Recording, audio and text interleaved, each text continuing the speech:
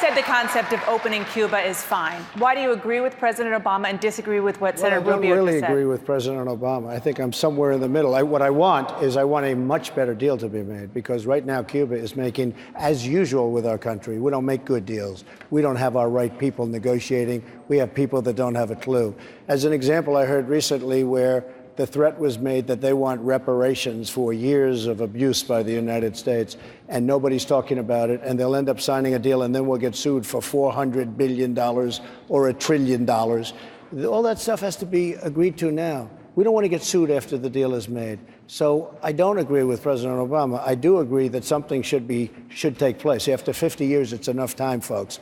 But we have to make a good deal, and we have to get rid of all the litigation that's going to happen. This was just a little story, but it was a big story to me, because they said, oh, here we go. We make a deal, then we get sued for a tremendous amount of money for reparations. So I want to do something, but it's got to be done intelligently. We have to make a good deal.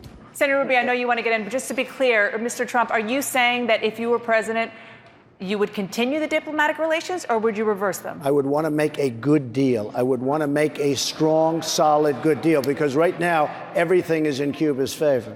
Right now, everything, every single aspect of this deal is in Cuba's favor. It's the same way as the Iran deal.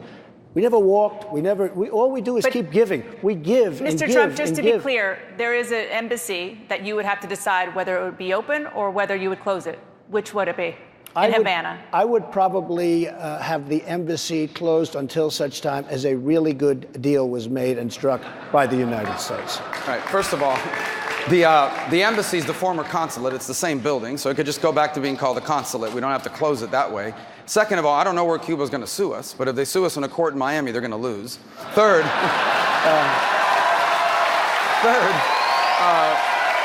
on the issue of a good deal, I know what the good deal is. I'll tell you what the good deal now is already codified. Here's a good deal. Cuba has free elections. Cuba stops putting people in jail for speaking out. Cuba has freedom of the press. Cuba kicks out the Russians from Lourdes and kicks out this Chinese listening station in Behukal. Cuba stops helping North Korea invade UN sanctions. Cuba takes all of those fugitives of American justice, including that cop killer from New Jersey, and send her back to the United States and to jail where she belongs. And you know what? Then we can have a relationship with Cuba. That's a good deal. Thank you, Senator Rubio.